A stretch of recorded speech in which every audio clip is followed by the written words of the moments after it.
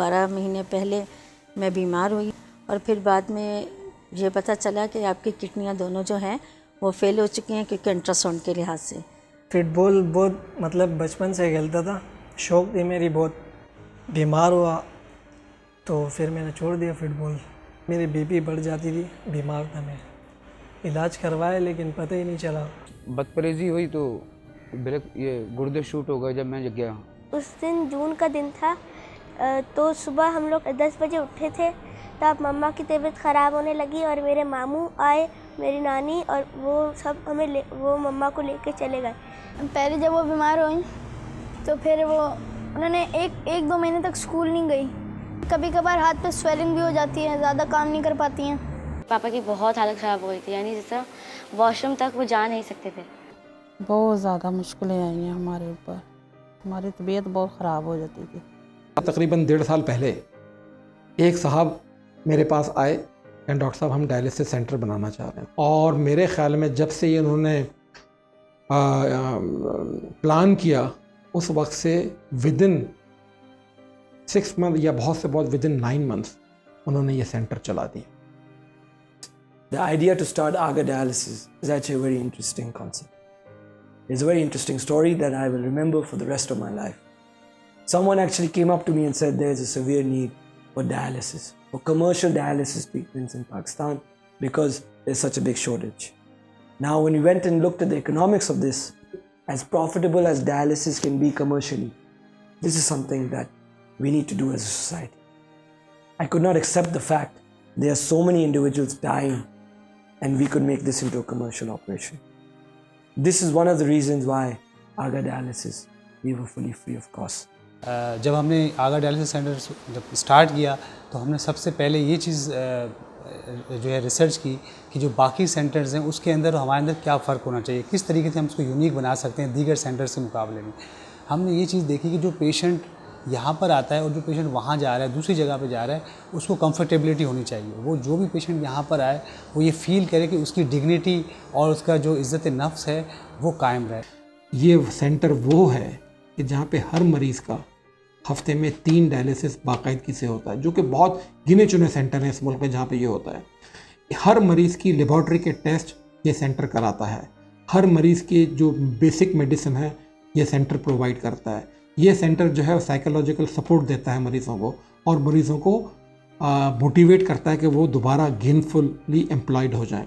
When patient comes to me तो initially कुछ identify हुए थे सिम्टम्स यहाँ, क्योंकि असेसमेंट वो चीज़ें सामने आ रही होती हैं, इंक्लूडिंग डिप्रेशन जो मोस्ट कॉमन यहाँ पेशेंट में देखा गया है। इसके साथ साथ होपलेसनेस के, उदासी के, मायूसी के मसाइल सामने आए हैं। इसके साथ साथ एंजाइटी के मसाइल सामने आते हैं, घबराहट, फियर ऑफ डेथ। कि अगर एक मेरे पास यंगस्टर है, वो आता है मेरे पास बच्चा, उसको अभी से ये एक सोच है या फियर उसके सर पे सवार है, मैं बस डायलिसिस के लिए आ रहा हूँ, बस ज़िंदगी यही है मेरी। आगा डायलिसिस जब हम बात कर रहे हैं तो ये एक होलिस्टिक ट्रीटमेंट पे यहाँ इनकी अप्रोच है कि हमें पेशेंट को साइकोलॉजिकल सर्विसेज भी देनी है। मोस्टली हमारे पेशेंट होते हैं वो या तो आते हैं हाइपरटेंशन की वजह से ESKD पे, या फिर आते हैं आपको डायबिटिक की वजह से ESKD पे। अब ये जो 60% का रेशो तकरीबन है ऑल ओवर वर्ल्ड के, इन दो हम चाह रहे हैं कि यूनिवर्सिटी स्टूडेंट्स के साथ, ख़ास तौर पर मेडिकल स्टूडेंट्स के साथ मिलकर एक कोलैबोरेशन बनाए विद यूनिवर्सिटीज़ कि ADC और यूनिवर्सिटीज़ का एक कोलैबोरेशन हो, इसके थ्रू हम प्रिवेंशंस के ऊपर जाएं कि हाइपरटेंशन के ऊपर काम कर सकें, डायबिटिक के ऊपर काम कर सकें और लोगों को अवेयर कर सकें थ्रू यंगस्टर्स जो होते हैं, जो नौजवान हैं, उनके थ्रू हम लोगों को बताएं कि जी ये जो लोग हैं पानी नहीं पीते, गुर्दे फेल हो जाते हैं, या वो वज़न ज़्यादा उठा लेते हैं, गुर्दे फेल हो जाते हैं, या कुछ और रीज़न्स हैं, ब्लड प्रेशर आपका हाई है, आपके हाई रिस्क पे है कि आपके गुर्दे फेल हो सकते हैं। आप जो है वो डायबिटिक पे पेशेंट हैं, तो अगर आपका गुर्दे काम कर रहा है लेकिन अगर आपकी डायबिटिक कंट्रोल में नहीं है तो आप ESKD पे जा सकते हैं। इन चीज़ों को जो है वो हम प्रिवेंटिव एक्टिविटी की तरफ जाने के लिए हमने ये प्लान किया है अल्हम्दुलिल्लाह कि हम कुछ यूनिवर्सिटीज़ के साथ मिलकर काम कर रहे हैं इसके ऊपर।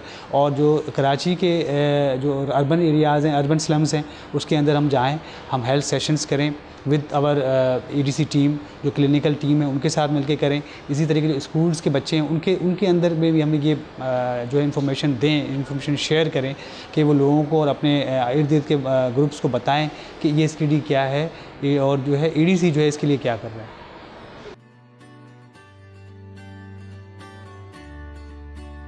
जब कि इधर आई हूँ और मैंने काम भी घर का काम करना शुरू कर दिया, बर्तन धो रही हूँ, सफाई कर रही हूँ।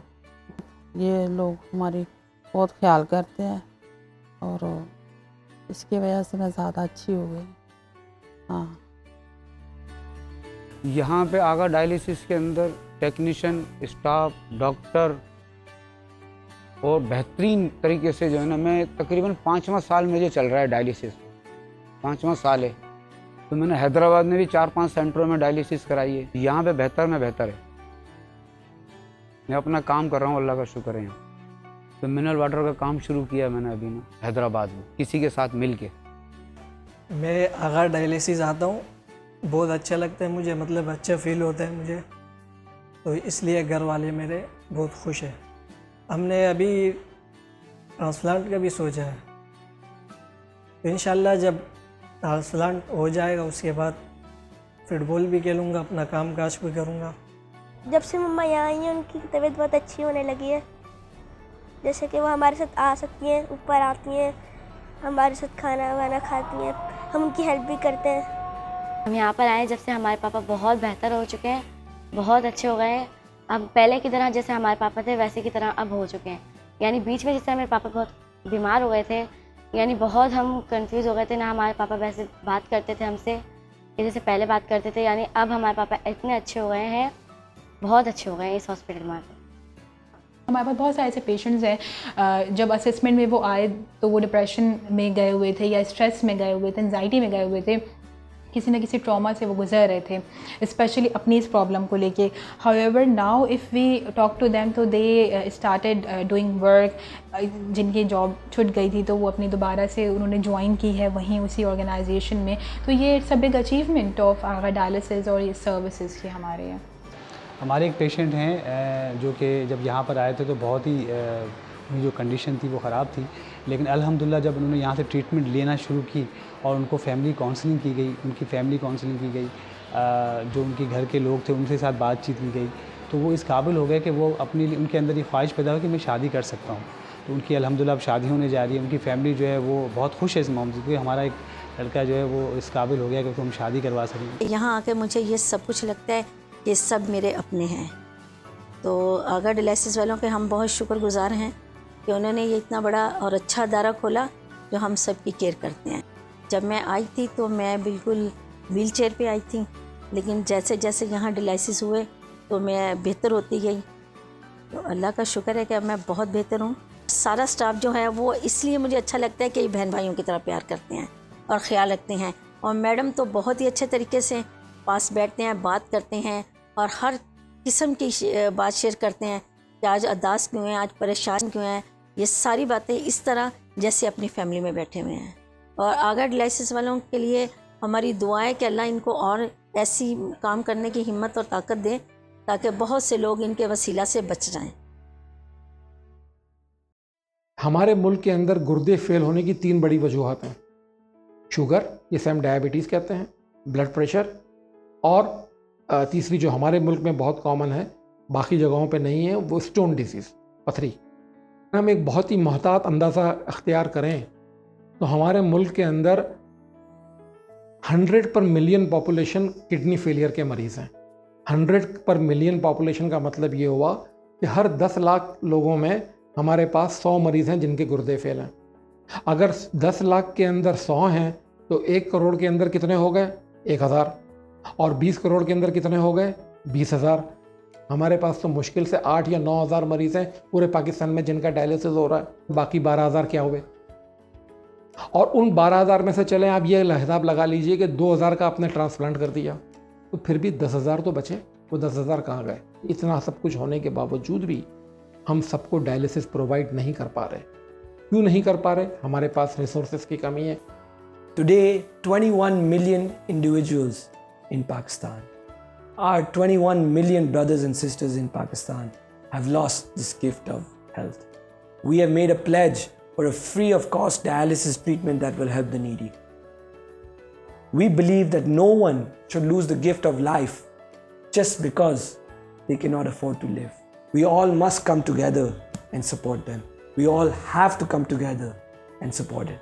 For the more hands that come together, the greater the lives that can be saved. We are on a mission, we are on a journey to help them. We hope that the community supports this mission. We hope that this nation supports this mission, because it's our fellow countrymen that will thrive, inshallah.